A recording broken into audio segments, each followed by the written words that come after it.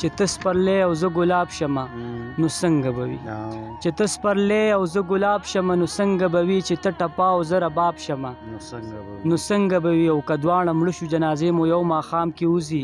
ته د جنت زه د عذاب شمه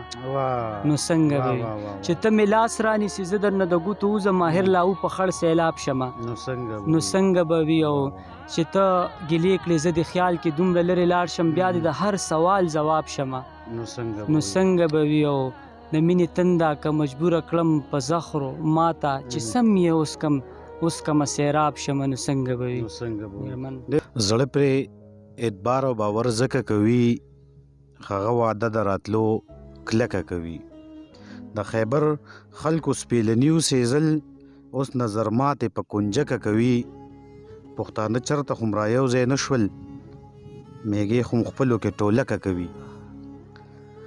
زه خو دا ټوله دنیا خپله ګڼم دا خلک فکر تراټکه کوي ته چې مې ګرد د خپلو خپو نه ګڼې حالات به خود زمانه کرکه کوي کمسی چې سڼ وخي ژوندون ته وایي کمسی چې سڼ وخي ژوندون ته وایي داسې ګزار ګورې لټکه کوي سلامونه نیکی خیل او احترامات پسو ملګری ام جې دربانی یم راغلی یم تورو ته چرته چې زموږ ډېر تکړه ملګری ځوان فکره ملګری ډېر ښه شعر لیکي وقاص احمد مجبور صاحب اوسي د هغوی خواله راغلي وو نو د ټولو نه مخکې خو په پروګرام کې ورته خرکلی وایو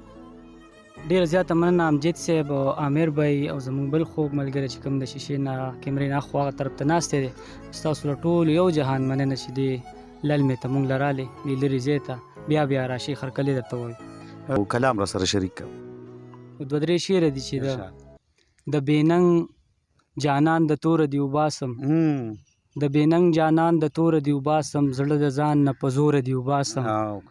او بس تی نورې شوګیرې نه کوم یارانو پلار مې وایي نور د کوره دې وباسم بس تی نورې شوګیرې نه کوم یارانو پلار مې وایي نور د کوره دې وباسم دغه ګوتې چې پته تارونه چیړې د رباب د ټنګ ټکوره دې وباسم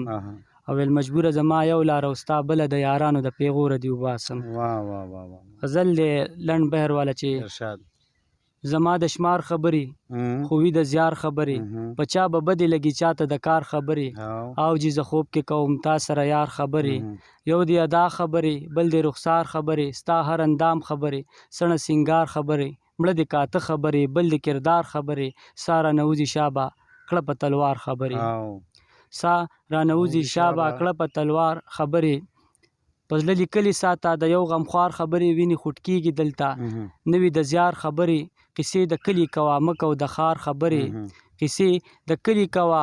مه کو د ښار خبرې او ما پسې وروسته وروسته مه کوه یار خبرې زما په زړه چې سوي کوم ښه په جار خبرې او مجبور په لار کوڅه کې نه کوي یار خبرې مجبور په لار کوڅه کې نه کوي یار خبرې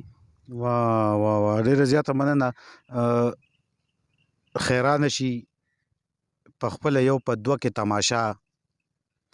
خیرانه شي په خپله یو په دوه کې تماشا هغه چې کله وکړي آینه کې تماشا او موږ دواړه د یو بل سترګو کې خپلې سترګې وینو موږ دواړه د یو بل سترګو کې خپلې سترګې وینو موږ دواړه کوو داسې تماشا کې تماشا کاسیره نه د خدای ګو د یار غم لیونی کړی کاسیره نه د خدای ګو د یار غم لیونی کړی جینۍ چې سرتور سر کوي کوڅه کې تماشا ډېره زیاته مننه وقاص جان یو غزل را سره بل هم شریک کا غزل دی چې مور راوړو سو نیازبینو ځان ساتلو مور راوړو سو نیازبینو ځان ساتلو په تیار جنگ کې لوینو ځان ساتلو له وخشته و د کوره راوتلي پردي ښار کې دوو مینو ځان ساتلو له وخشته و د کوره راوتلي پردي ښار کې دوو مینو ځان ساتلو چې پیغور د لاچارۍ ورته ونشي یو مزدور د تن په وینو ځان ساتلو چې پیغور د لاچارۍ ورته ونشي یو مزدور د تن په وینو ځان ساتلو چې لږ شته شوم نو بلها یارانو خپل کړم چې لږ شته شوم نو بلها یارانو خپل کړم رانه سخته کې به ځینو ځان ساتلو او هسې نه چېرته د شته ایمان خلاص شم هسې نه چېرته د شته ایمان خلاص شم ما به ځکه د بېدینو ځان ساتلو مجبور وخت نه په تور ایمان راوړی مجبور وخت نه د سپینو ځان ساتلو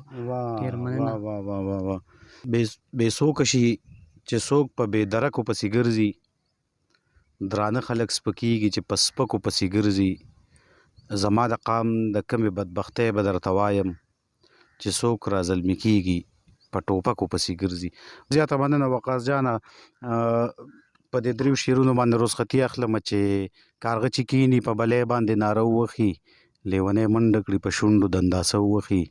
د یار بې سره خیاله دومره عقل زده کړه که نه، څوک چې پردي کور ته ورځي اول تنبه ووخي. خدای د زوی سر ته مې خیر کې پېښور کې اوسي، زما جزه مور په دې چل ټوله شپه ووخي. څوک په دروغه ورته وایي چې ژوندون دې مړ شو، لیونی چغه کړي او درس خپله سینه ووخي. خپل کوربه امجد ارماني له ورکړې اجازت د لوی الله په امان.